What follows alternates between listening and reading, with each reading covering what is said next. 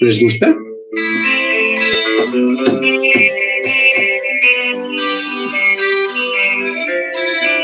Si me dicen de quién es, más de un punto.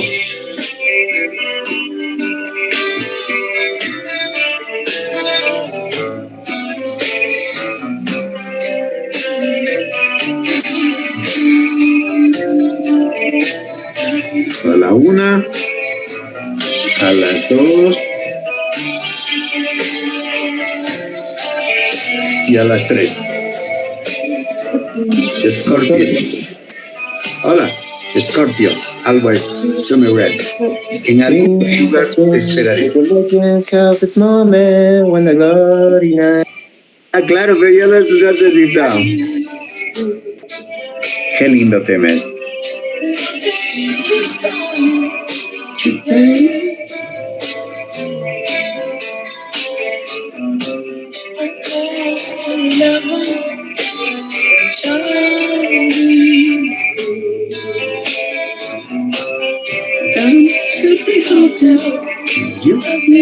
A ver, este otro. A ver.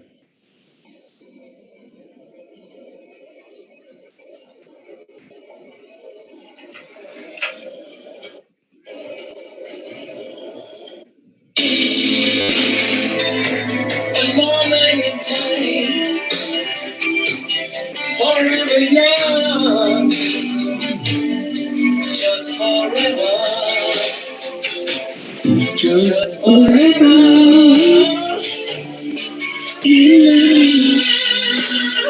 When you get into my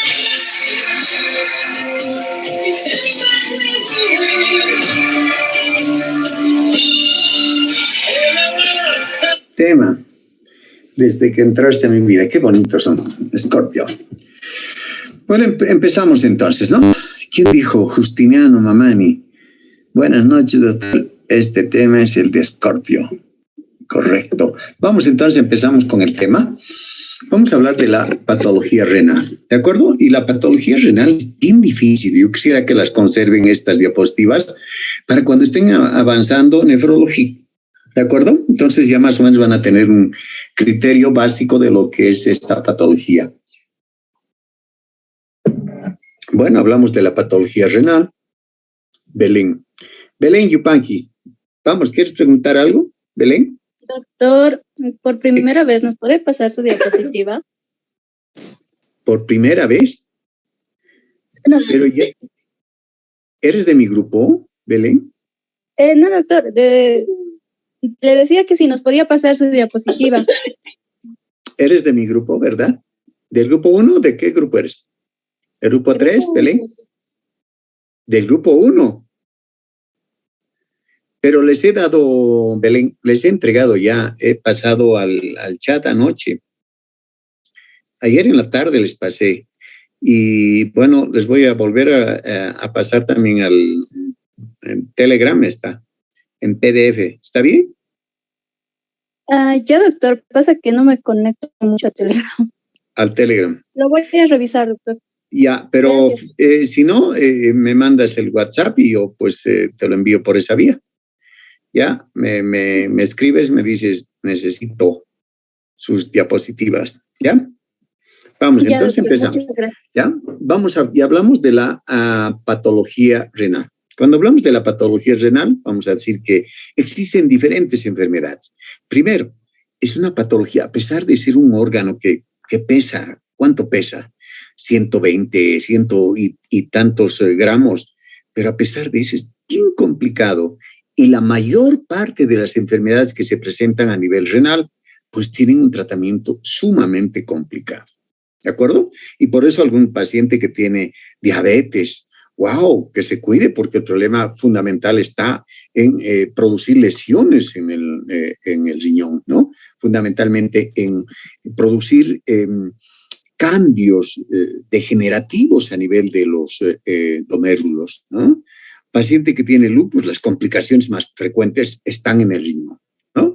Miren, a pesar de ser un órgano que pesa tan poquito, pues puede tener un montón de patologías y muchas de estas enfermedades son casi incurables, ¿no? Entonces, vamos con este capítulo. Resulta que las enfermedades renales pueden dividirse en patologías congénitas, ¿no? Patologías que afecten a los glomérulos, patologías que afecten a la nefrona, en realidad a los túbulos, ¿no? Entonces vamos a empezar con estas patologías que se denominan congénitas. De pronto, ustedes han visto el capítulo de intestino, hemos hablado. En intestino hablamos de enfermedades congénitas, enfermedades inflamatorias del intestino, y luego enfermedades, qué sé yo, inmunitarias, como la enfermedad de Crohn y la ileitis terminal, o de pronto nos agarramos otro grupo y hablamos de las neoplasias. Miren, en intestino o en estómago. Congénitas, inflamatorias y luego neoplásicas, ¿no? Pero hoy en patología renal vamos a hablar de congénitas y luego vamos a hacer una cápita acá para hablar de las patologías de los glomérulos.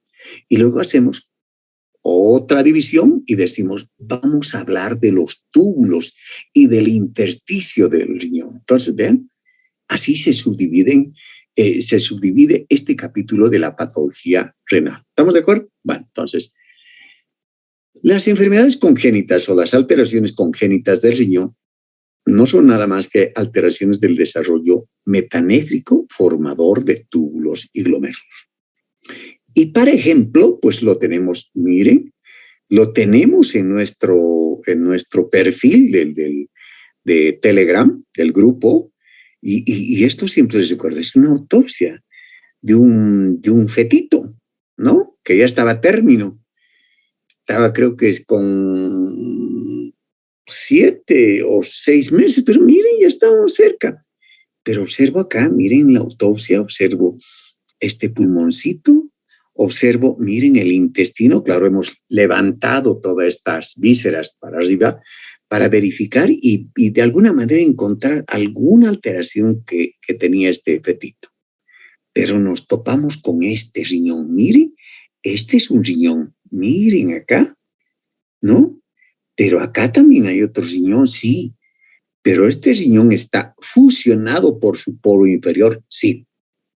¿Qué es este riñón? ¿Qué patología tiene este riñón? Se llama riñón en herradura. Miren, también es una de las manifestaciones congénitas o una de las malformaciones congénitas del riñón. ¿Listo? Riñón en herradura. Y doctor, esta parte central, ¿a qué corresponde? No sé. La verdad, vimos un útero medio rudimentario, ¿no? ¿Y dónde estarían las glándulas suprarrenales, doctor? Acá. Miren, esto de acá y esto de acá. Como un gorrito que hace a este polo superior del riñón. ¿Estamos de acuerdo? Bueno. Dentro de las enfermedades congénitas o malformaciones congénitas vamos a tener a la agenesia. ¿Qué significa agenesia? Sin genes que van a dar origen o van a formar a el riñón, ¿no? Una agenesia compatible con la vida es cuando es unilateral, es decir, no existe este riñón, bueno, pues el otro nos permite sobrevivir. Pero cuando la agenesia es total, pues es incompatible con la vida, ¿no? Y aquí les pongo ausencia total, una agenesia total, pues incompatible con la vida, en cambio la unilateral es compatible.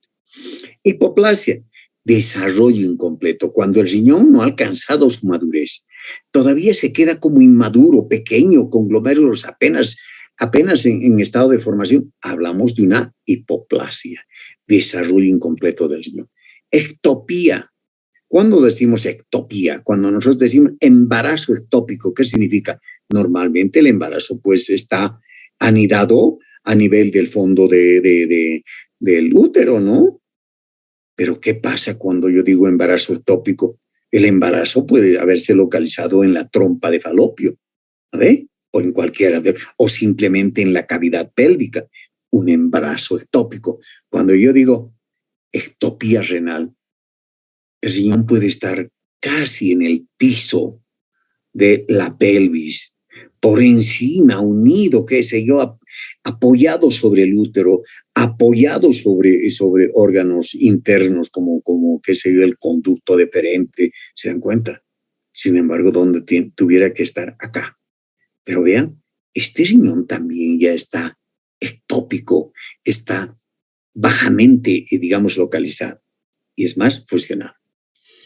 Duplicación del uréter, riñón en herradura, lo tenemos acá, quistes congénitos. Ah, doctor, o sea que a veces el niño puede tener, al tiempo de nacer le hacen una ecografía y encuentran que tiene quistes y estos quistes son de origen congénito.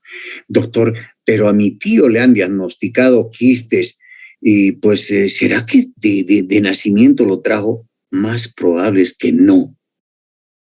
¿De acuerdo? Más probable que no. Entonces, ¿a qué se debe? ¿Quién sabe alguna infección de los glomérulos? ¿Quién sabe estar recibiendo diálisis? Ah, sí, doctor, tiene diabetes. Miren, o sea, los quistes pueden ser congénitos. Cuando vemos ahí al nacimiento o a los meses aparece un quiste o ya diagnosticamos, encontramos al azar un quiste, hablamos de esos quistes congénitos. Pero más tarde ya son secundarios a otra enfermedad.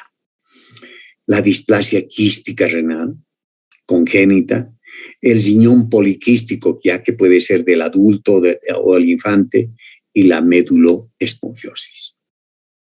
En esta imagen tenemos ejemplos de ectopía renal. Miren, el riñón está localizado en ese lugar, en la región lumbar. ¿Y este otro? No hay el otro.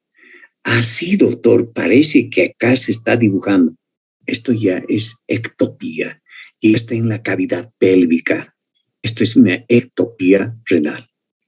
Vemos aquí, acá en esta otra imagen, miren, es un riñón en herradura.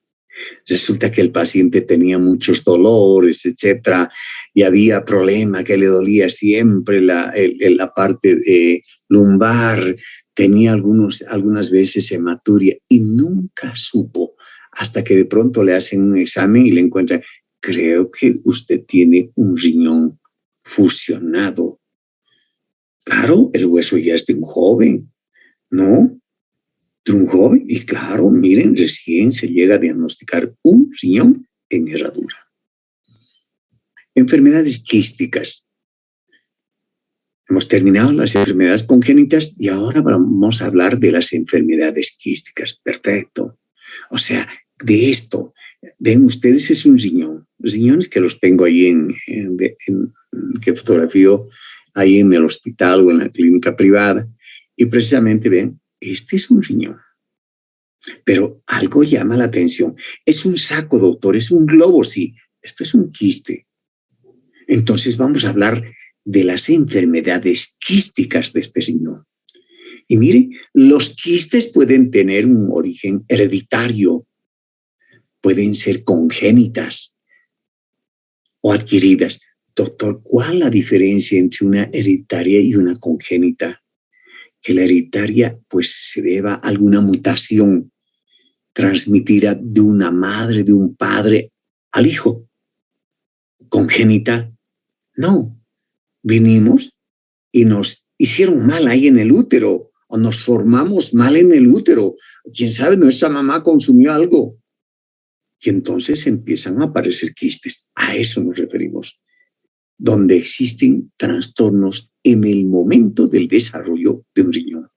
Y los adquiridos, es que cuando la persona era joven o cuando era ya mayor, ha recibido alguna sustancia o algo ha tenido de complicación ese riñón, pues que ha hecho de que se formen quistes, ¿no? Mire, tengo en las hereditarias la displasia quística renal, la enfermedad poliquística renal, bien conocidas tanto del adulto como del niño, la enfermedad quística medular, la méduloespongiosis, riñón en esponja, también denominado nefroptosis, lo conocen con ese nombre también, quistes renales asociados a malformaciones hereditarias como la esclerosis tuberosa, ¿no? Mire, la esclerosis tuberosa, cuando alguien ve y dice, ¿qué tiene en la piel? Tiene una esclerosis tuberosa. Ah, Perfecto. ¿Será que también puede tener complicaciones en otros órganos? Sí. ¿Dónde? Riñón. Y ponemos en un segundo acápite trastornos del desarrollo, como pueden presentarse los quistes simples localizados. Y por último tenemos a los adquiridos en el grupo grande, enfermedades quísticas asociadas a diálisis. Aquellos pacientes que tienen insuficiencia renal, que están recibiendo diálisis, pueden, en el lapso de unos 5 años o más, desarrollar quistes, formar quistes. La enfermedad quística urémica, ¿cuántos pacientes que tienen problemas en la eliminación de estas sustancias tóxicas, fundamentalmente de la urea? Si se acumula en grandes cantidades, es decir, no excreta, pues este riñón puede llegar a formar a través de esa sustancia quistes también, ¿no? Tenemos a las enfermedades glomeruloquísticas, quistes renales extraparenquimatosos, quistes pielocaliciales, ¿no? Quistes linfáticos del ilio. Bueno, ¿qué es la displasia quística? Displasia significa alteración de algo, de un órgano, de un tejido. Entonces, ¿qué pasa?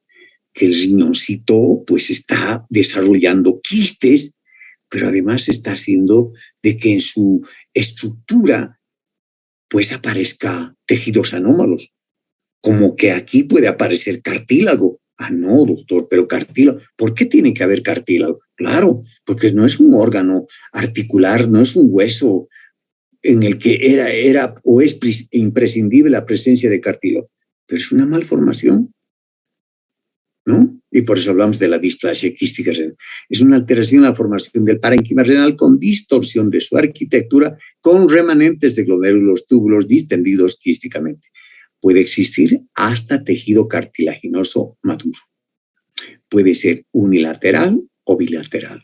Generalmente producen fallo renal. ¿Cómo no van a producir daño renal si se están formando quistes y en su estructura, en vez de haber glomérulos o si los existen, empieza a desarrollarse cartílago? Bueno, y vamos a hablar de la poliquistosis renal del adulto. Y pues esto me llama poderosamente la atención, en que yo envío a la ciudad del Alto, bueno, los chicos debe ser hace unos 8 o 10 años, debe ser. Entonces yo envío del hospital, digo, tengo unos quistes que nos van a servir para el laboratorio de patología. Y bueno, los tengo ahí todavía algunas muestras en anatomía. Y claro, como hoy ya hay laboratorio, tal vez ahí tengamos que vaciar todas estas muestras, ¿no? Pero yo lo envío a unas estudiantes que habían venido para entregarme un trabajo al hospital. Era como las 3 de la tarde y bueno, y les digo, esto lleven. Les doy en un baldecito y les digo, llévenlo. Lo van a dejar en el anfiteatro y van a decir que el doctor Santander está enviando para patología. Pero a las 6:30 de la tarde me llama, casi lloriqueando, una muchacha y me dice, doctor, le cuento que no sé qué ha pasado con el riñón que nos ha mandado. Pero ¿cómo es posible que no aparezca? ¿Qué ha pasado? No, doctor, ¿sabe qué? Yo me he bajado en una cuadra y me he olvidado de sacar el riñón que estaba debajo del asiento. ¿Se dan cuenta? ¡Wow! Teníamos un miedo porque íbamos a aparecer en rastros, en qué sé yo, en la noticia. Boom, ¿no? Apareció un riñón en Villa no sé qué, Villa Ingenio, qué sé yo, Río Seco, un riñón, y pues alguien está traficando con estas malformaciones, era terrible, pero envié este riñón, ¿no? Bueno, y si hablamos de la poliquistosis renal del adulto, miren, se presenten 1 de cada 1000 nacidos vivos. Mire, es autosómica dominante, autosómica. En esta existe una mutación del PKD1, poliquistosis renal, PKD1 o PKD2, que codifican una proteína que se llama policistina, ¿no? Se encuentra en este cromosoma o la policistina 2. Pero ¿qué hace esta sustancia en el riñón? ¿Qué función cumple? Tranquilamente, esta función. La adherencia entre las células del epitelio con el estroma o la matriz. Es como que si fuera un pegamento. ¿Quién? Esta policistina, sea 1 o 2. Ah, doctor. Y si no existe pegamento, claro, el epitelio se desprende y forma unos globitos que se llaman quistes de una poliquistosis renal. Como verán, los quistes son de diverso tamaño, grandes, pequeños, medianos, ¿ven ustedes? Enormes, ¿no? Algunos ya están, como se dice, biloculados, se han fusionado ciertas cavidades pequeñas, ahí tenemos. Yo hago el cortecito que me va a salir, líquido. Hago por acá un corte, líquido. Doctor, ¿y dónde están los glomérulos? ¿Quién sabe? Los glomérulos están en este intersticio. Obviamente los glomérulos han de estar pues en cantidades reducidas, ¿no? Bueno, entonces la policistina es tan importante, pero miren, no solamente es importante en el riñón, sino también en otros órganos, en el corazón, miren, y la ausencia de esta policistina en el riñón nos va a producir esta poliquistosis renal del adulto. En el corazón nos va a producir un prolapso mitral, una dilatación de la aorta o del arco aórtico, ¿no? En el céfalo, aneurisma, o sea, doctor, también interviene en algo qué sé yo, de los vasos sanguíneos. Ahí está, se produce un aneurisma. ¿Qué era el aneurisma? Un saco, donde en el trayecto de una arteria. ¿Se acuerdan? Hemos llevado en patología. A nivel hepático se pueden producir quistes, divertículos en el colon, hipertensión arterial. Existe una forma asociada grave con la esclerosis tuberosa. ¿Se dan cuenta? Cada vez lo estoy mencionando más a la esclerosis tuberosa. Es una enfermedad pues que tiene concomitancia no solamente a nivel sistema, sino a nivel renal.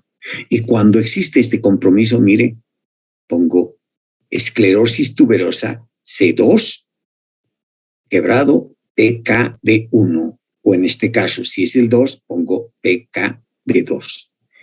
Los quistes acá son redondos, ¿de acuerdo? Redondos. Se inician a partir de los 45 años, 60 años.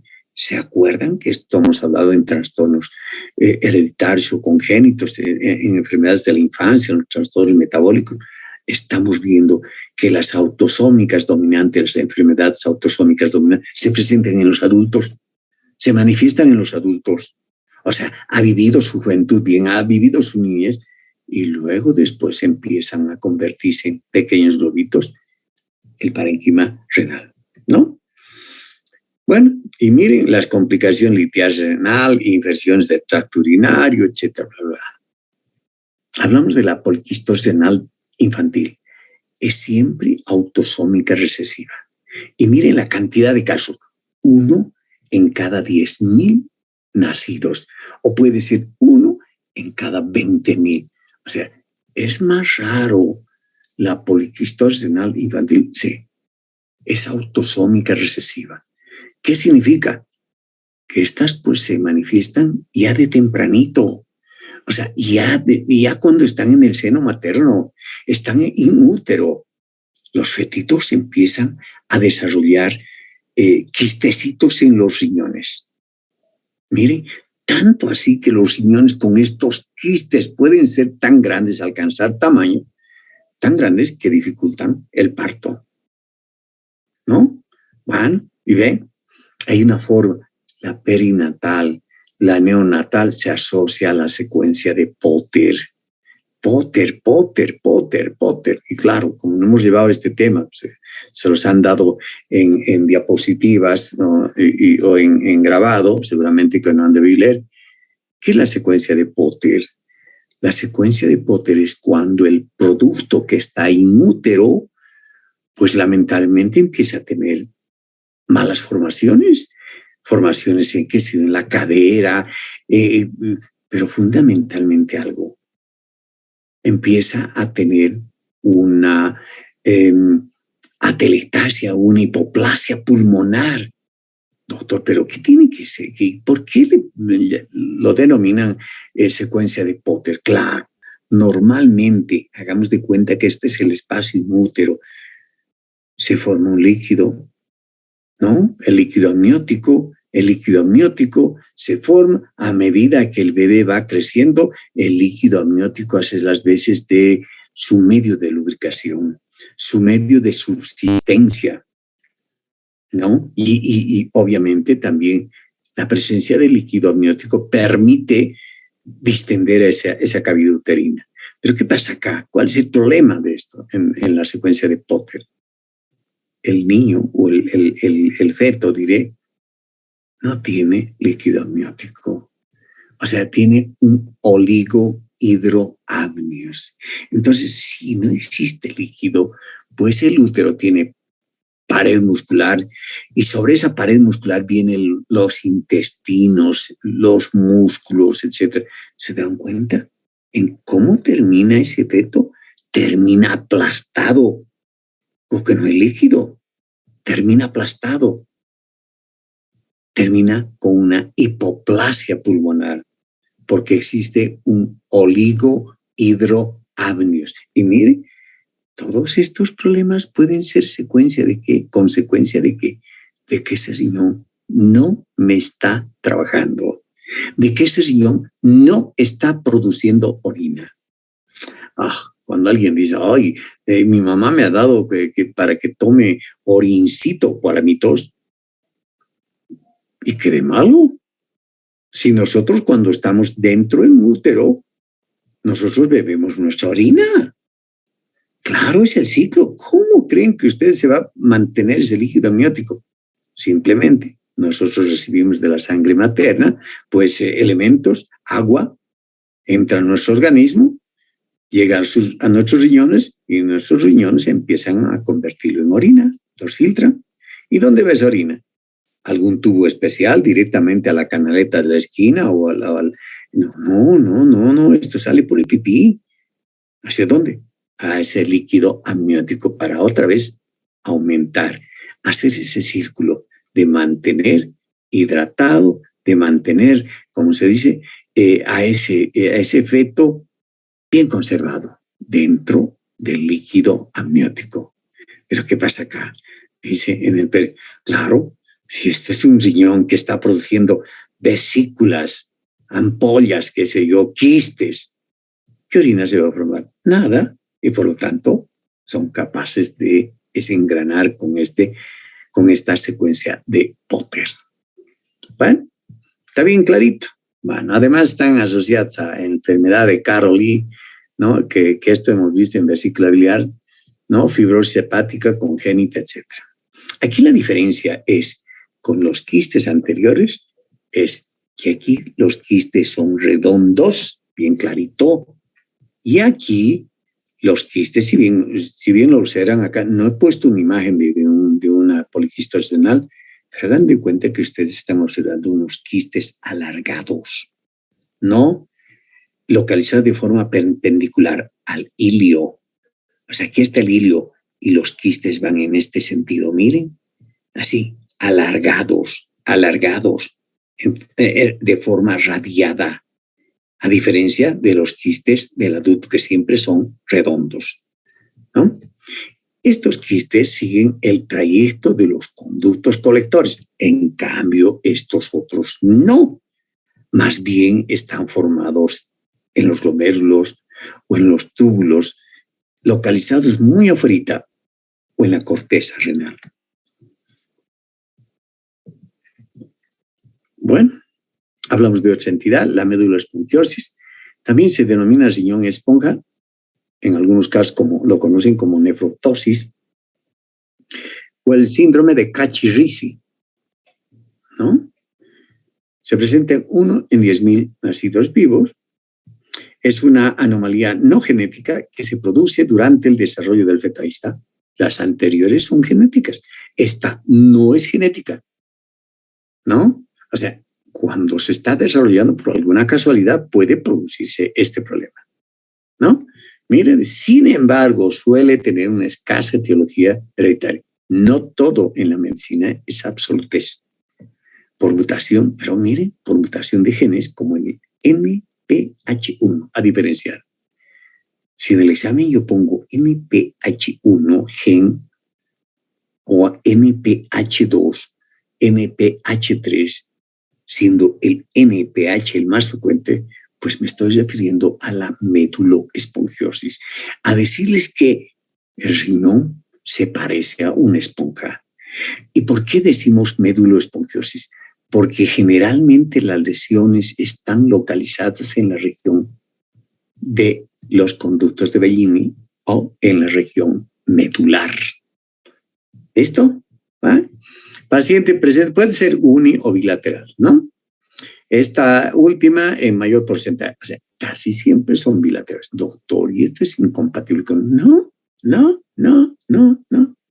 Hay cuantos que han llegado hasta tener 50, 70 y 100 han sido diagnosticados. ¿Por qué?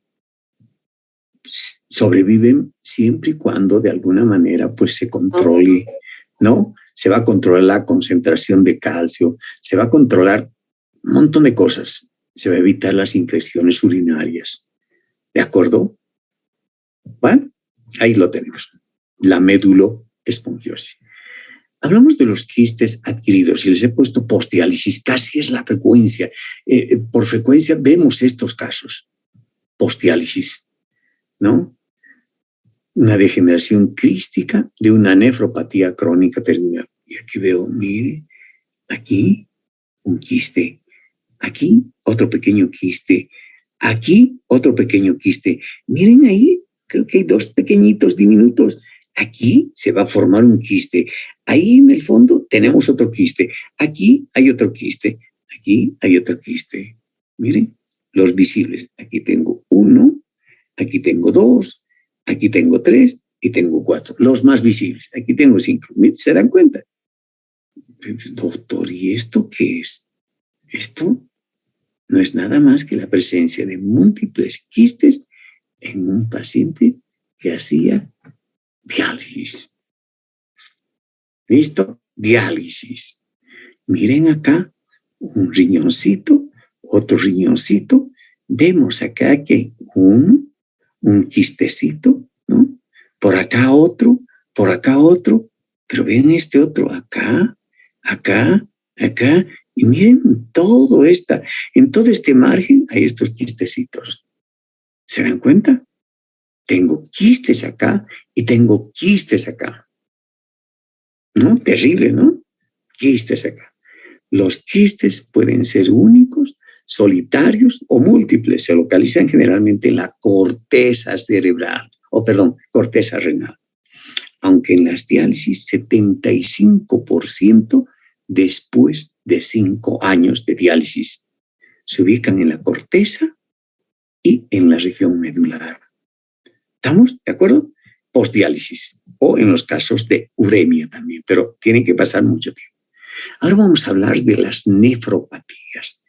Cuando uno dice, voy a ir ante el nefrólogo, o sea, está yendo ante un especialista que quién sabe, pues les atiendan por algún problema en los glomérulos o quién sabe, algún problema en las nefronas. Y no precisamente a decir, yo estoy yendo en el nefrólogo, ¿por qué? Porque tengo un problema renal. No, tal vez sí, pero en profundidad usted está yendo porque, quién sabe, tengan algún problema glomerular en la nefrona o los túbulos. Pero generalmente nefropatías, mire, está más relacionado con la enfermedad glomerular. Vamos a ver en esto. Los pacientes pueden debutar con esto, miren. Paciente va y dice, no sé qué pasa. Últimamente estoy notando que cada vez que hago pipí, mi pipí la orina está media roja, ¿no? ¿Y te duele? No, nada. Es como, no sé, es que ayer he comido remolacha, ¿no será eso? He tomado algunas vitaminas, ¿no será eso? ¿No? Y mire, y luego después tenemos el síndrome nefrítico agudo. Tengo mucha fiebre, tengo no sé qué, pero mi orina mis labios se han edematizado, mis párpados también, mi cara, no sé qué. Estamos frente a un síndrome nefrítico agudo. Puede ser que de pronto estemos yendo al baño y notamos que cada vez que hacemos pipí sale espuma, proteína asintomática. ¿Te duele algo? No, pues sí estoy bien. ¿Será porque he caminado mucho, tal vez?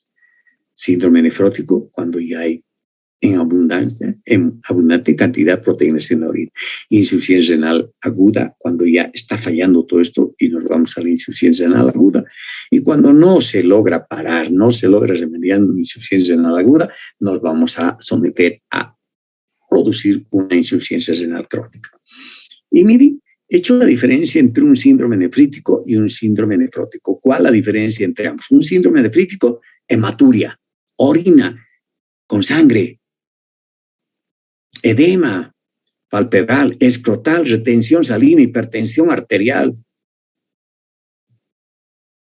¡pum! Y creatinina elevados, y el paciente no hace pipí, o hace muy poco. A pesar de haber consumido líquido, hace muy poco. Proteinuria leve a moderada. Pero como ustedes están viendo aquí este cuadro en el síndrome nefrítico, predomina la hematuria. En el síndrome nefrótico. Yo no tengo hematuria en el síndrome nefrótico. Más bien tengo, ¿qué cosa? Proteinuria mayor a 3.5 gramos al día. ¡Wow! Es harto, ¿no? Mandamos a hacer un examen de orina y el reporte es sobrecruces, proteínas, dice, o albúmina. 2 sobre 3 cruces. ¡Wow! El paciente está botando toda la albúmina, ¿no? Me siento débil, flaco, como, pero nunca pensé que por mis riñones estoy eliminando la albúmina. Ahí está, las proteínas. Claro, si elimina, hay hipoalbuminemia, hiperlipidemia y lipiduria. Interesante, ¿no? Caen las proteínas y suben más bien los lípidos. Bueno, ¿cómo se clasifican estas enfermedades glomerulares? Miren, estas enfermedades glomerulares. En primarias, en secundarias y asociadas a trastornos hereditarios.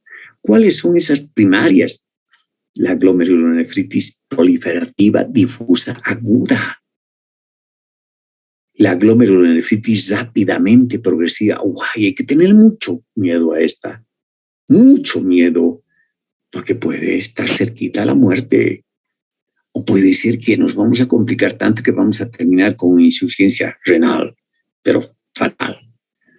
Glomerulonefritis membranosa, glomerulonefritis a cambios mínimos, glomerulonefritis focal segmentaria, membranoproliferativa y la enfermedad de Berger como primarias.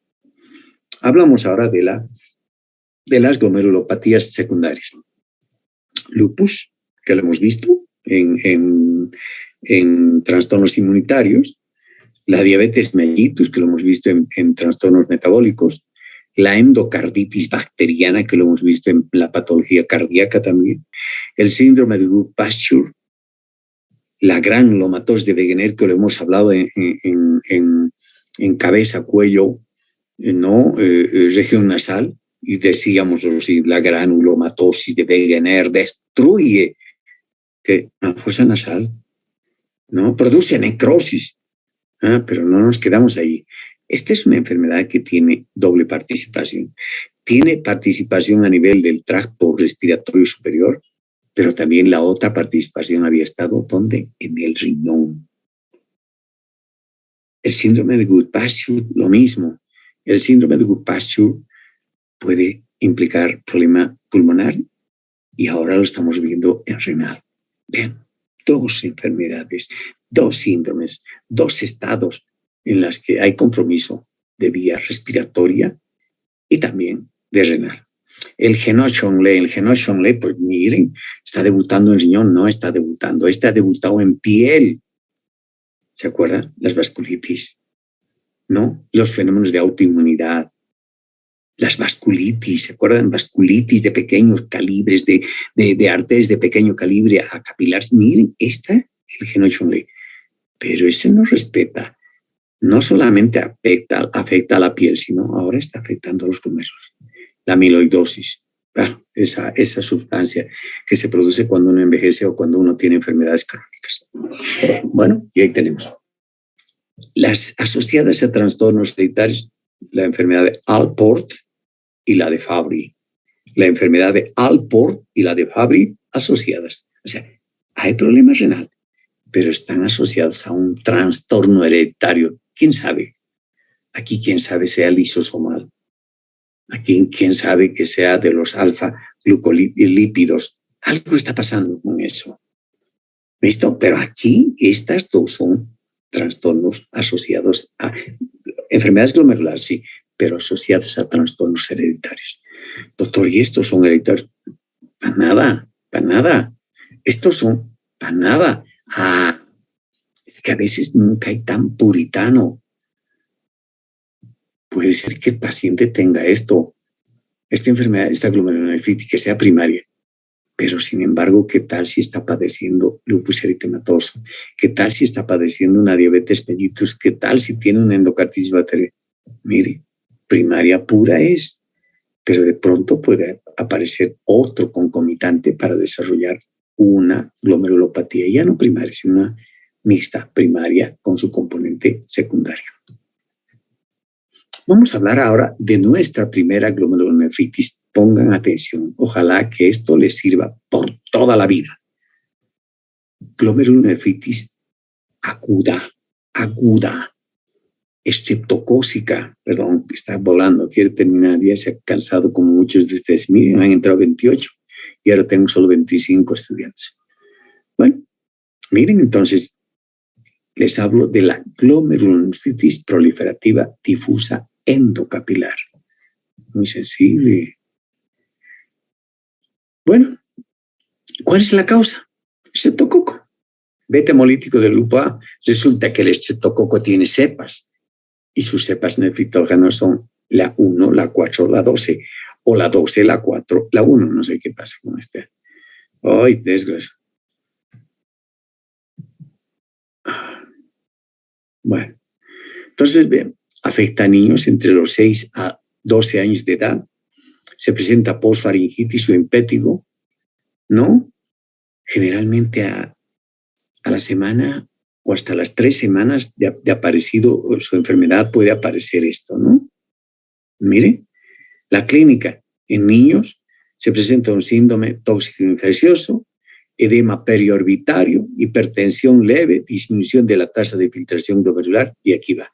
Como hemos dicho que esto es un síndrome nefrítico, pues tiene que haber hematuria, oliguria, y aquí tengo. Les he puesto este tubito donde se ha recolectado la orina, y pues es un tubito que contiene, perdón, no sé qué pasa con esto, que contiene orina hematúrica.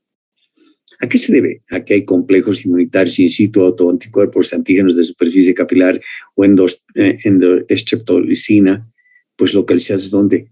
En la superficie del glomérulo. No sé qué pasa, la verdad. Ay, me da rabia. A ver, vamos a ver cómo podemos detener esta vaina. Ojalá que no todas mis diapositivas no estén así.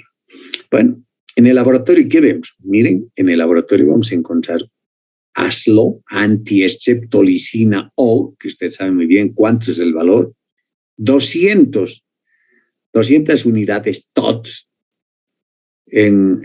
para los adultos, y si tenemos 400, 500 unidades TOT, no, este paciente está adoleciendo una fiebre reumática. El boom, que puede tener su valor normal de 6 a 12, la creatinina de 1.3 miligramos por decilitro, estos valores pueden estar por las nubes, ¿no? Una creatinina de 1.9, 2.5, es un paciente que algo está pasando con su problema glomerular. En el examen general de orina, cilindros hemáticos, hematuria, proteinuria leve. Pero ahora sí, pues. Ya, ahora sí. Mira, no se me olviden, proliferativa difusa endocapilar. Si yo digo endocapilar, ¿qué pasa? ¿Dónde está el daño? En el endotelio, en las células mesangiales. Empieza a haber un montón, una cantidad inusual de células endoteliales y mesangiales. Y aquí ven, doctor, ¿esto es un glomérulo? Sí, me parece que es normal. Yo les diría que no. Más bien me parece un glomérulo con muchas, pero muchas células. ¿No les parece? Células. ¿No?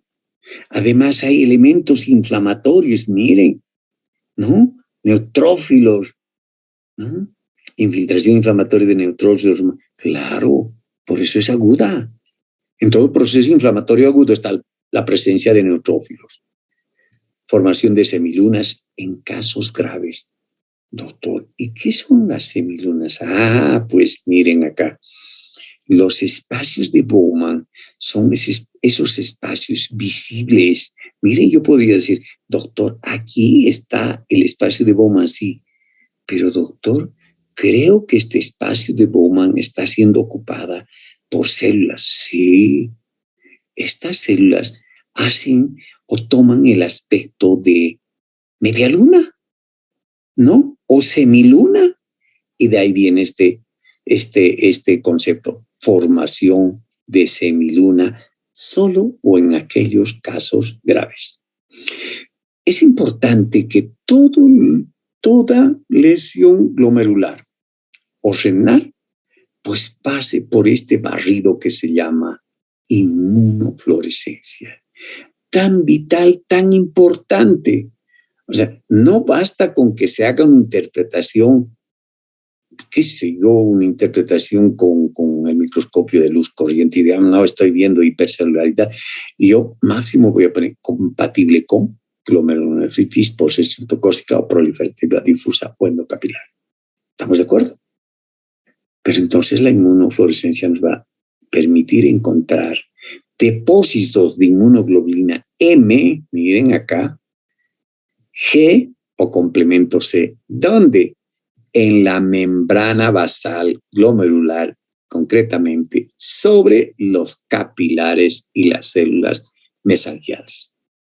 Fundamental esto para tener un diagnóstico fino de que la lesión que estamos observando en ese paciente, en ese niño, en ese joven, pues se deba a este diagnóstico, pero tenemos que complementar con la inmunofluorescencia. Y la microscopía electrónica de depósitos electrodensos de complejo antígeno-anticuerpo sobre la membrana basal glomerular en forma de jivas o jorobas. ¿A ver? O sea, ya estamos teniendo ese criterio para diagnosticar, pero fundamentalmente la histología y la inmunofluorescencia en nuestro medio.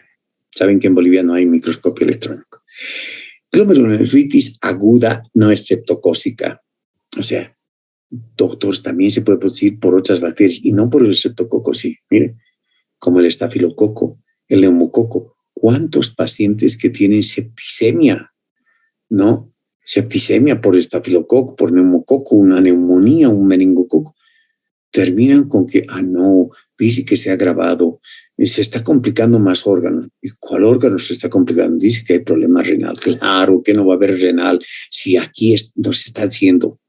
Otros agentes también pueden desarrollar esta enfermedad, como el estafilococo, el neumococo y el meningococo. ¿Estamos? En el área de virus, la hepatitis, el citomegalovirus, el VIH, se está metiendo en todo, realmente, casi una gran parte de las enfermedades. No es solamente que nos va a producir inmunodeficiencia, sino también nos va a producir otras enfermedades en otros órganos. Parasitares, el toxoplasma, aquellos que tienen, pues, que a quienes les encanta el gatito, ¿no? ¿Cuántos pacientes tienen el gatito y el gatito pues, se sale al tejado a apapachurrarse con su gatita? Y lamentablemente ahí viene el contagio, pues sí, ahí tenemos toda la, ¿no? Toda la, en un ratito voy a parar un ratito para contestar. Tic, tic. Hola, te llamaré dentro de media horita, por favor. Estoy en clases, ¿ya? Ahorita estoy en clases, ¿ya? Ya. La morfología es similar a la anterior. Se parece a la misma. Hay depósitos de inmunoglobulina M, complemento 3 sobre la membrana basal, mesangio y las células endoteliales capilares. Glomerulonefritis rápidamente progresiva o en semilunas. Doctor, y aquí tengo los glomérulos, sí.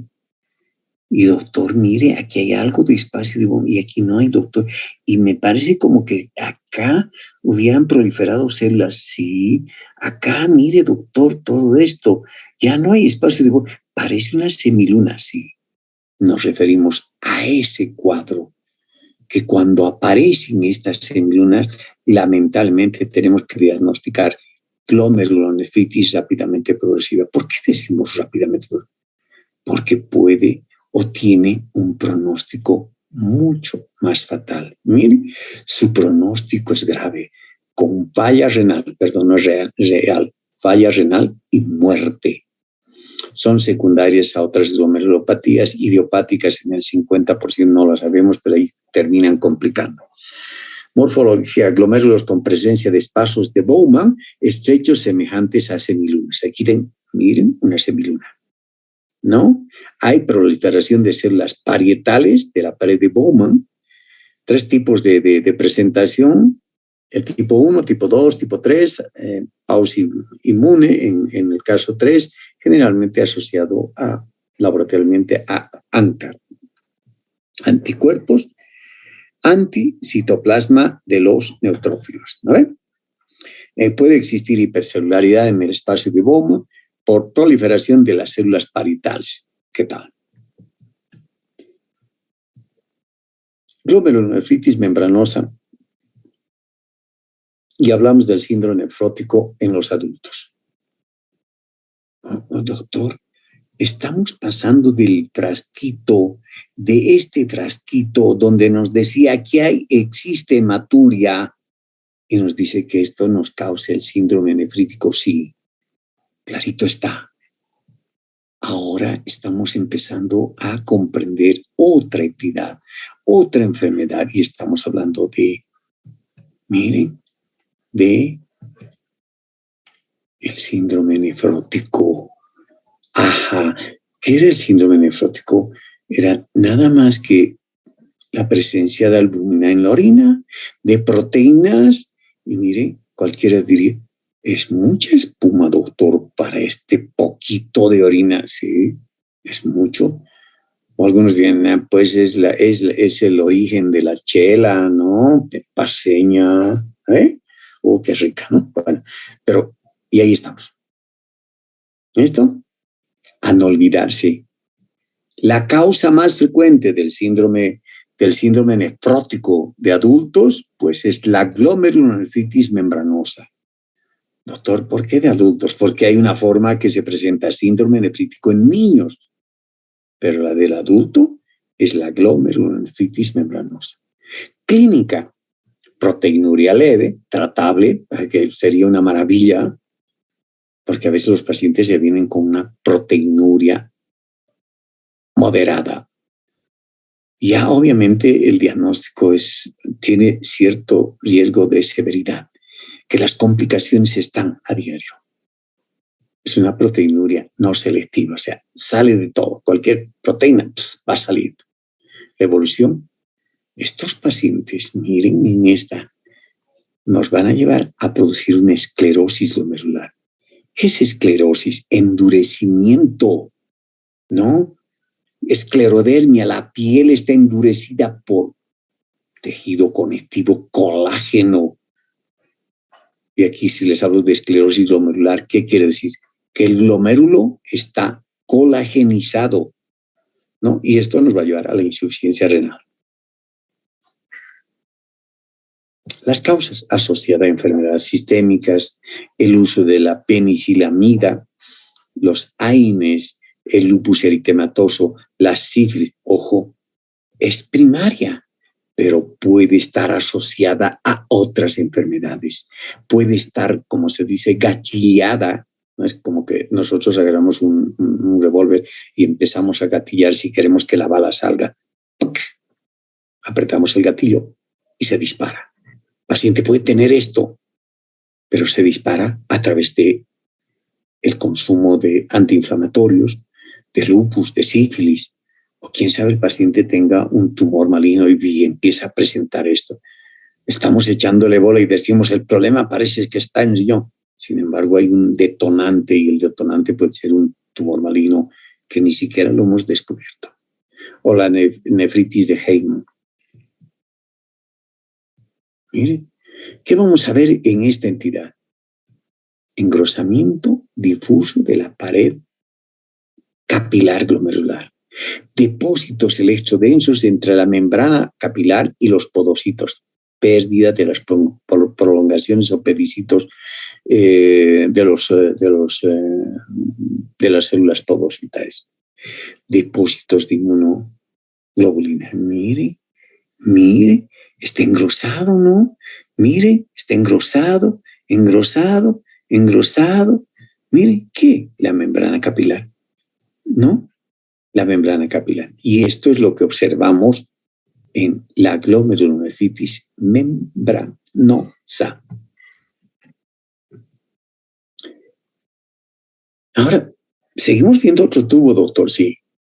Pero la orina, pues, se ha recolectado de un niño. Y el niño presenta también espuma.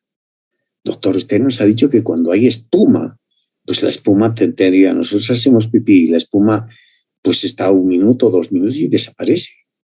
Pero esta espuma ya la tenemos en la orina como 10 o 15 minutos, persiste. Es como si hubiéramos batido la clara del huevo ahí en esa orina. Y si no desaparece, pues estamos frente a un síndrome nefrótico. Si la muestra es de un niño, síndrome nefrótico en niños. La causa de cambios mínimos o la nefrosis lipoidea. A tomar en cuenta, niños, nefrosis lipoidea o de cambios mínimos. En la clínica, niños entre los 3 a 8 años de edad que pueden padecer de este problema. Existe una proteinuria selectiva con respuesta espectacular a corticoides. Albúmina y globulina de bajo peso molecular. Evolución buenísima. ¿No? O sea, ¿por qué buenísima? Porque responden espectacularmente a corticoides. Doctor, ¿y por qué responden? ¿Cuál es la lesión de ese glomérulo?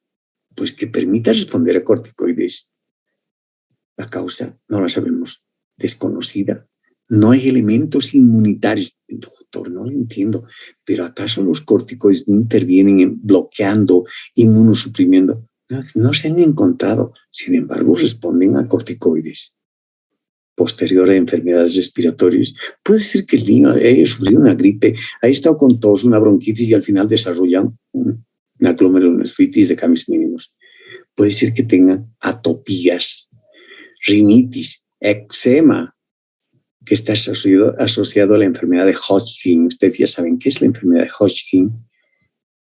La enfermedad de Hodgkin es nada más que la presencia de un linfoma con las células de Reed-Steinberg. ¿Se acuerdan? Bueno. ¿Pero a qué se debe? Yo les dejé en esa pregunta, ¿a qué se debe que se pueda? Tengo una evolución re buena. Y a esto, yo veo la histología del glomérulo en ese niño. Está normal. No hay nada. Ah, no. Pero resulta que hay estas células que están recubriendo esta cara epitelial del glomérulo, ¿no? Donde están los vasos sanguíneos, etc. Y resulta que estas células son como pulpos, ¿no? Y los pulpos tienen una extremidad, la otra más atrás, la otra al costado, la otra adelante, oblicua. Miren, el pulpo cubre. Pero ¿qué pasa acá con esta enfermedad? Este pulpo, lamentablemente, en vez de tener extremidades tan largas, se acorta la extremidad. Y al acortar, pues permite ¿qué cosa? Que se amplíen los espacios de los poros de filtración. Entonces, ¿qué? La sangre tenemos acá y la sangre sale filtrada. Y como no hay estas prolongaciones, estos podocitos o estos pedicelos de estas células que se llaman podocitos, pues lamentablemente se filtra en mayor cantidad, ¿no? Entonces ya sabemos, las células epiteliales glomerulares o viscerales, porque esta es una víscera con pérdida difusa y severa de sus pedicelos. ¿De quiénes? De los podocitos. ¿Qué son los pedicelos? Los bracitos, las extensiones del podocito. Vean acá, pedicelo, pedicelo, pedicelo, podocito, podocito, podocito, podocito. ¿De acuerdo? Y miren, si no hay pedicelos, pues lamentablemente, ¿qué? Pues va saliendo todo esto. ¿Estamos? Bueno, esa es la patoemia. Ahora estamos viendo dos frasquitos, uno de sangre y otro de proteínas. Claro, aquí se mezcla. Donde hay glomerulosclerosis focal segmentaria. La clínica en niños y adultos puede existir proteinuria, hematuria, hipertensión arterial sin o con respuesta pobre a corticoides. Evolución, glomerulonefritis crónica e insuficiencia renal. Pacientes que tengan esto directamente, podríamos decir que tienen mal pronóstico. Son pacientes que van a terminar con insuficiencia renal. Son pacientes que van a terminar ahí en el hospital de clínicas haciendo ¿qué? Diálisis, ¿no? Y han visto la carita de los pacientes que están recibiendo diálisis. Tiene una faz pálida, media terrosa, ¿no? Han visto un color no definido en la carita. Pues ahí la mirada está perdida, como que no hay que mirar mucho allá al fondo porque la vida está contada de estos pacientes.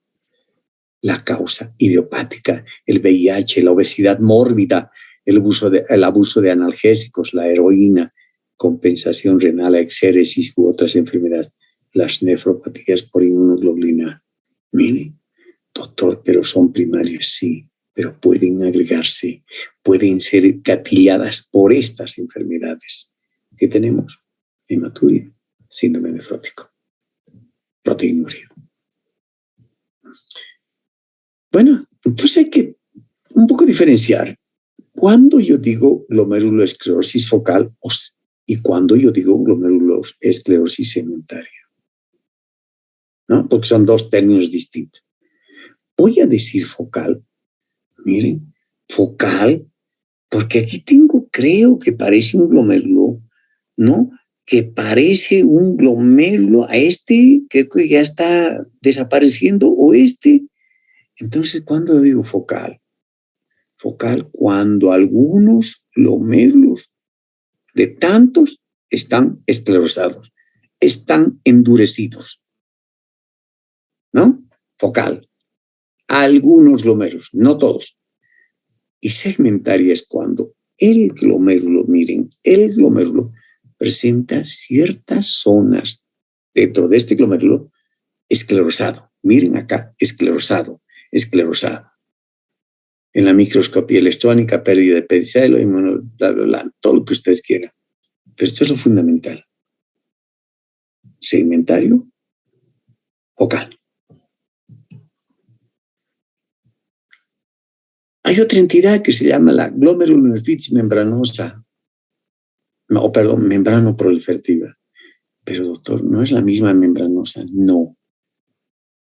En esta existe un complemento, una lesión en la membrana, pero también existe una proliferación de algo que lo vamos a ver.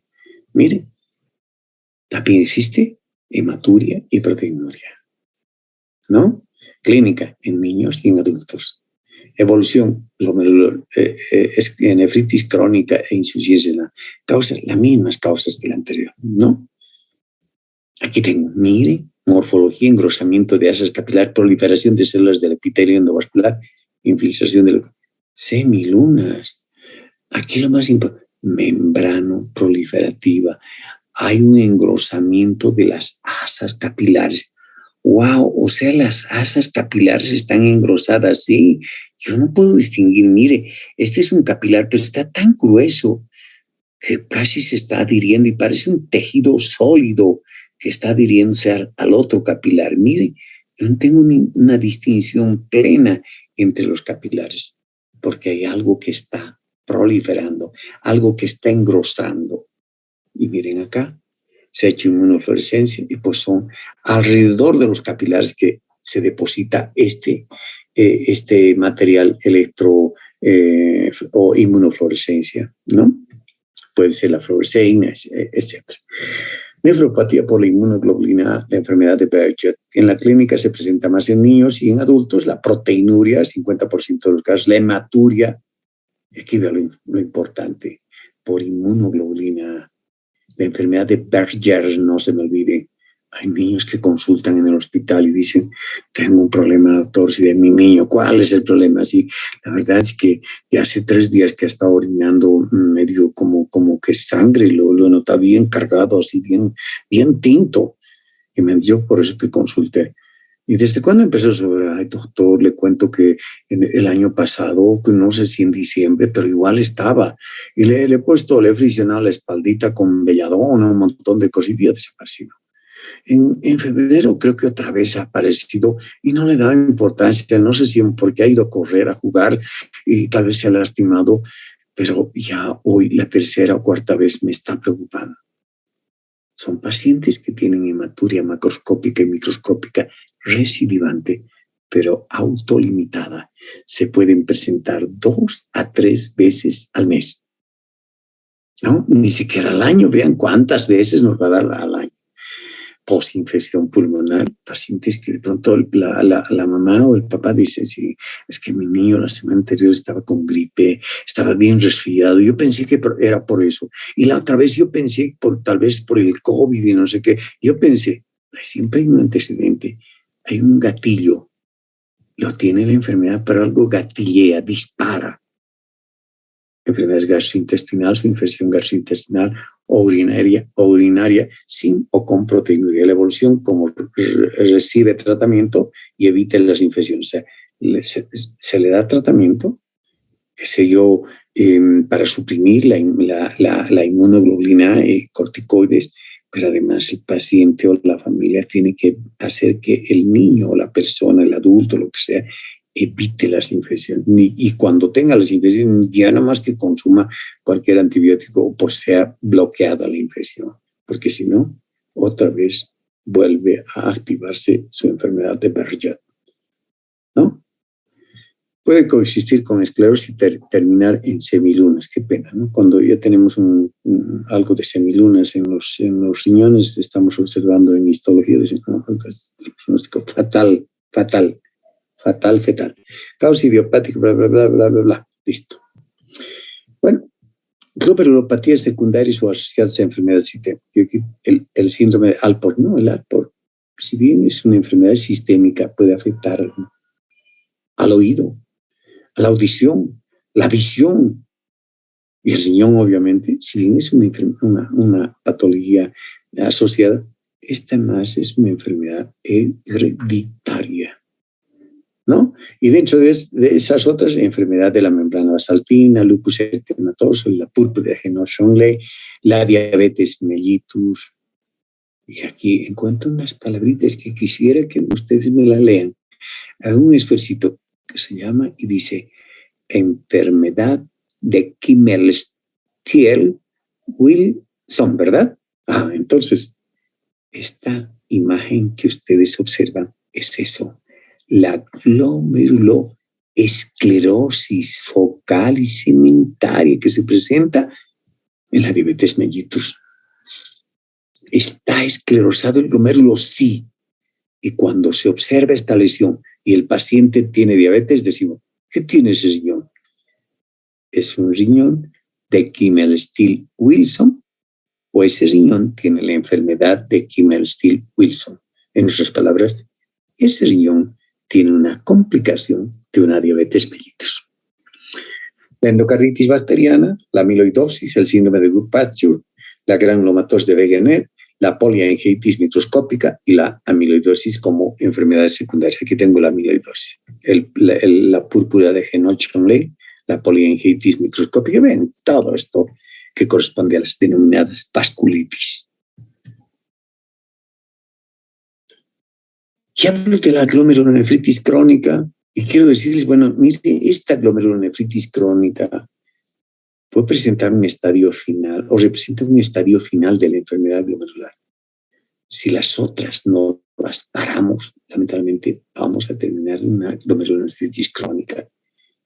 El riñón, ¿cuánto pesa? 120 gramos, ¿se acuerdan? Les dije al inicio, Pero yo agarro la balanza, peso este señor, y este señor solo me pesa de 60 a 80 gramos o menos. O sea, es chiquito. Sí es chiquito. ¿No? ¿Cuánto tiene? Yo mido de acá, y digo, normalmente ese riñón tiene 11.5 centímetros de longitud, pero yo mido. No, este riñón mide 7 centímetros. No, es un riñón chiquito. No, este riñón ya tiene cicatrices, miren, cicatrices. Algo ha pasado en sus glomérulos. ¿No? Cicatrices. Y estas cicatrices, pues, con un tamaño tan pequeño, un peso tan reducido, pues nos hacen pensar en que este riñón corresponde a una glomerulonefritis, a una enfermedad denominada glomerulonefritis crónica. Estamos solo con 24, éramos 28. Bueno, estadio final de la enfermedad. 90% nos llevan a esto, la glomerulonefritis rápidamente progresiva, 80% la glomerulosclerosis focal, 50% a la glomerulonefritis membranoproliferativa, 40% a la glomerulonefritis membranosa, 30% a la glomerulonefritis por inmunoglobulina A, la enfermedad de Bercher. Doctor, y las infecciones por estreptococo, la glomerulonefritis aguda, endocapilar o proliferativa, nos pueden llevar a producir una glomerulonefritis crónica. No, pero sí un 1 a 2% de esos niños que han padecido y no les han hecho un buen tratamiento pueden desarrollar una enfermedad crónica glomerular. La corteza está muy delgada. Los glomérulos diagnosticados o esclerosados, en otras palabras, cicatrizados. Esta es la secuela. Ahora hablamos de las enfermedades, de las glomerulopatías asociadas a enfermedades hereditarias, la enfermedad de Alport y la enfermedad de Fabry. No quiero complicar la vida, pero miren, le voy a decir, enfermedad de Alport, una mutación del gen que codifica una proteína de la colágena. Doctor, se parece mucho al síndrome de Marfan, donde había... Sí, tienen toda mucha razón. Pero estos pacientes con enfermedad de Alport no solamente tienen problema glomerular, tienen sordera en la adultez y problemas oculares, visión central borrosa, catarata, retinopatía con punto mancha útil para el diagnóstico de Alport. 3 variantes, esta está mal, ligado al cromosoma X, autosómica recesiva, autosómica dominante. Ligado al cromosoma X, autosómica recesiva, autosómica dominante. Esto se pegó por demás, es error de dígito, ¿no? En ambos, miren, grave en mujeres y hombres, mujeres. La enfermedad de Fabry, almacenamiento lisosomal de la alfa-galactosidasa A. Son pacientes que tienen angioqueratoma corporis. Doctor, ¿y el angioqueratoma qué? Es como una neoplasia benigna? Sí, en todo el cuerpo, en la piel, en la nariz, en el hombro, en el dorso, en la panza, en las nalgas, en el glúteo. Pero además de estos, tienen manifestaciones cardiovasculares y renales. Son pacientes que debutan con microalbuminuria, proteinuria, que lleva a la insuficiencia renal crónica con glomerulosclerosis. Es decir, esos glomérulos se esclerosan, se endurecen. Bien, y aquí tengo toda la bella historia de esta enfermedad de Fabry. No quiero seguir más porque, la verdad, he visto, quién sabe, 2 en toda mi vida. El Alport he visto un poquito más. Patología tubular intersticial, la enfermedad de los túbulos. Y vamos a hablar de la necrosis tubular aguda y las enfermedades del intersticio como son las nefritis. La necrosis tubular aguda. Aquí tengo el túbulo, pero ustedes están observando que el epitelio se está desprendiendo aquí. Miren, este epitelio se ha desprendido. ¿Esto qué es? Necrosis tubular aguda. ¿No? Necrosis tubular. ¿Qué hay? Necrosis, apoptosis, túbulo rexis se está fragmentando, ¿no? Se está rompiendo este epitelio, se está separando. Y una vez que se separan, ¿qué hay? Van a formar cilindros ¿Cuáles cilindros? Hialinos, eosinófilos. Miren como que se está formando aquí un cilindro. Miren acá, cilindros granulosos. Aquí tengo granuloso, ¿no? Pigmentados, edema intersticial hay alrededor de este túbulo, edema, regeneración epitelial. Hay zonas que quieren regenerar el epitelio, ¿no? Y microcalcificaciones o calcificación. Y aquí vamos. Las causas: obstrucción vascular orgánica, enfermedades glomerulares graves, infecciones masivas, coagulación vascular diseminada. El SID produce una necrosis tubular aguda, obstrucción urinaria, la clasificación y la nefritis intersticial, etc. Vamos a hablar de por qué, la pregunta, ¿por qué? ¿Cómo se clasifica? Isquémica.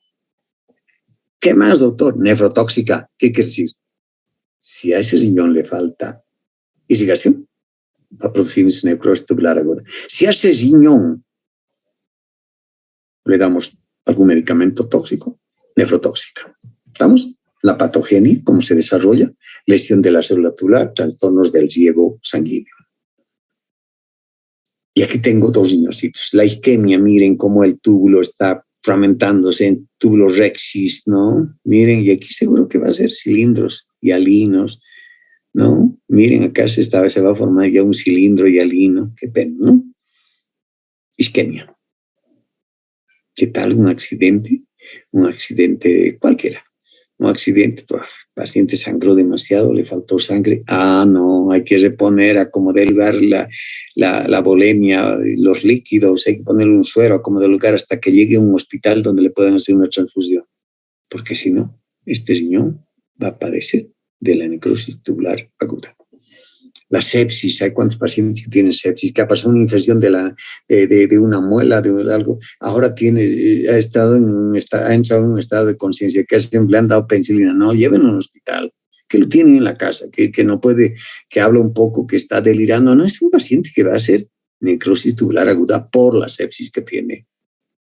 Necrosis tubular, y aquí vemos leucocitos, neutrófilos por acá, leucocitos. Miren, un neutrófilo bien clarito. Aquí tengo otro neutrófilo. ¿Qué significa? Necrosis tubular aguda por sepsis. Nefritis intersticial quiere decir que dejo el túbulo, ¿no? Estoy dejando el túbulo, dejo el glomérulo, pero me estoy yendo a ese tejido que está entre el túbulo y el otro túbulo, entre el asa de Henle y la otra asa de Henle.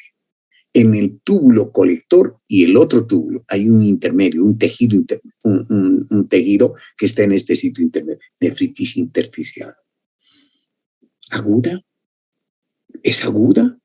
Está inducida generalmente por fármacos, ¿no? O la hipersensibilidad aparece a los 2 o 4 días después, ¿no?, de haber consumido algún fármaco o haber estado expuesto a algo que le ha desarrollado una hipersensibilidad. Clínica: erupciones cutáneas, hematuria, ha tenido unas ronchas y después empieza a orinar, qué sé yo, sangre. No, mi orina está oscura, como Coca-Cola, tiene hematuria, me sale un poco de espuma, tiene proteinuria, hay pus, ¿no? Hay hiperazoemia. Estamos frente a una nefritis intersticial. Ya tengo 23 de 28, 5 se han ido. Los 23 serán los escogidos para probar. Nefritis por abuso de analgésicos, la aspirina, fenacetina, paracetamol, la clínica, anemia, cefalea, piuria, infección de vías urinarias, hipertensión. O sea, no es nomás abusar los analgésicos, sino vamos a producir nefritis, ¿no? Miren acá, ¿no?, un túbulo, aquí hay otro túbulo, aquí hay otro túbulo, y miren, entre un túbulo y otro hay elementos inflamatorios. Entonces estoy hablando de una nefritis intersticial. Otras enfermedades intersticiales, las nefropatías por uratos, hipercalcemia, el mieloma múltiple, ¿se acuerdan? Donde proliferaban ¿qué? Los plasmocitos, la amiloidosis, enfermedades de cadenas livianas, etc. Miren, todas estas pueden desarrollar enfermedades intersticiales del riñón. Pielonefritis aguda. Doctor, este riñón está enrojecido, está congestivo, sí, ¿te ha tenido una hemorragia? Sí. La clínica, disuria, duele al orinar, hay pus, hay bacteriemia y otros. Complicaciones, necrosis papilar. Las infecciones cuando llegan al riñón pueden producir necrosis de estas papilas, ¿no? Pionefrosis pueden producir focos, zonas de absceso, de colección de pus, absceso perirenal. Cuando esto no se ha tratado, pues lamentablemente pueden aparecer absceso por fuera del riñón. Y aquí tengo una imagen histológica.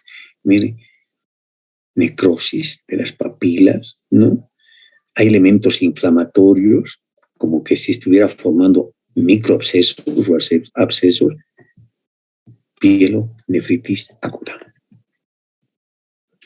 Pielonefritis crónica clínica, la misma que la aguda, pero recidivante, o sea, le vino hace unos 3 meses, se ha curado con amoxicilina, otra vez le viene. Este paciente va a ser una pielonefritis crónica si no hacemos un tratamiento serio. La histología, fibrosis, cicatrices corticomedulares, la variante pielonefritis santogranulosa. Es una variante especial. Y vean ustedes, esta es una variante especial. Doctor, estoy viendo esto que parecen histiocitos. Sí.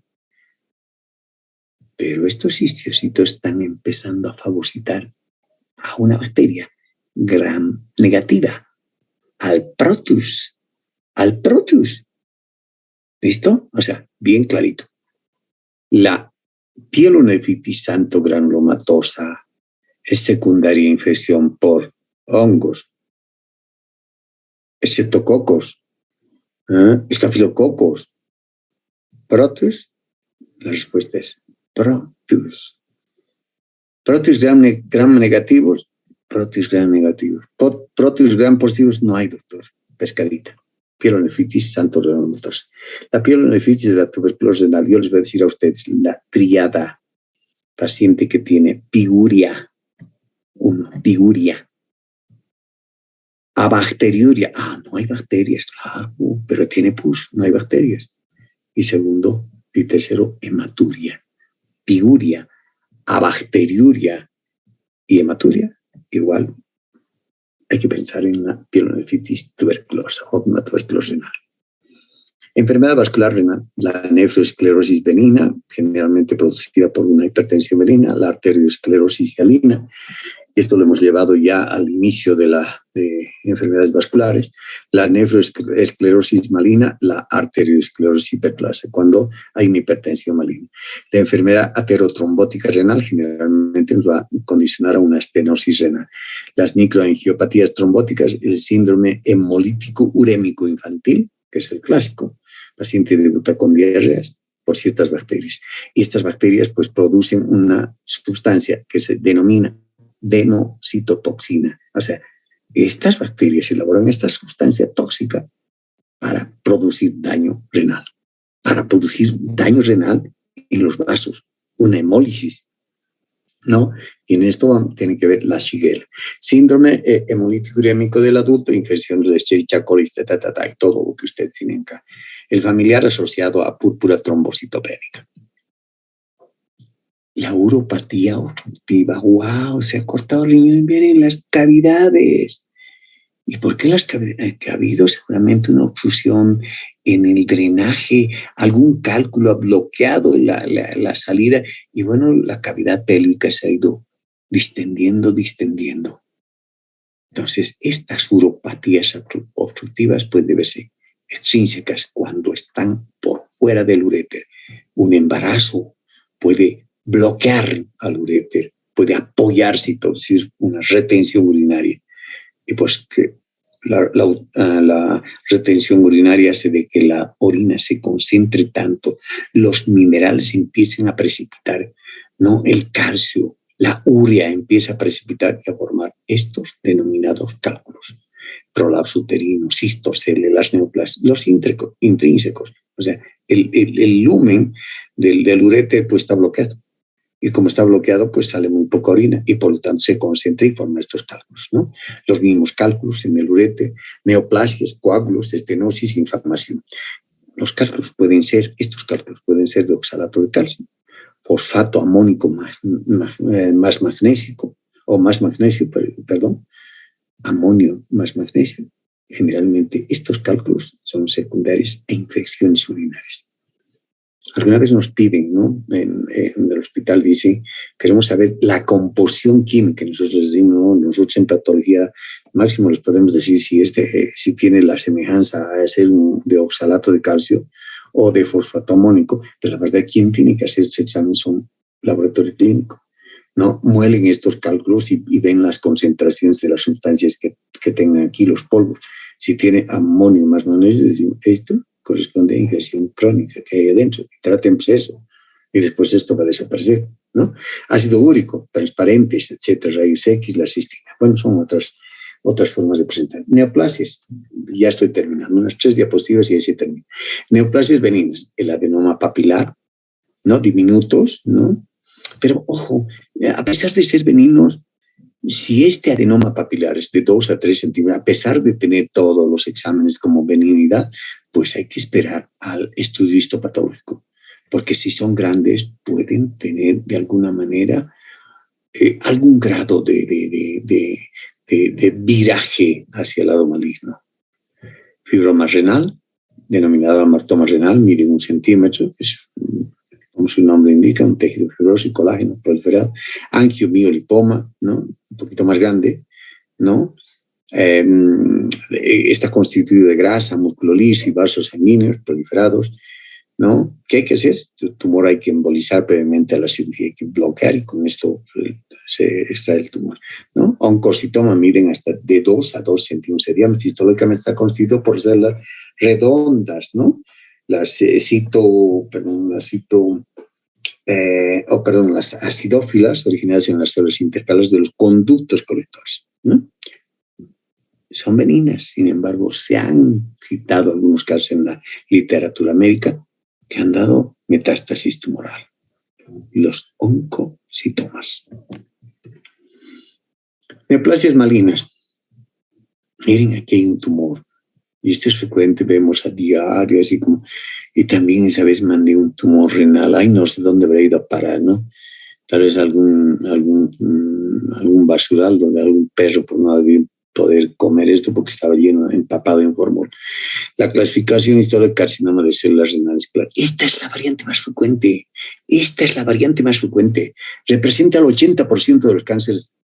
¿Y cuáles son los factores para que se presente este cáncer de células renales o claras? ¿Qué es esto?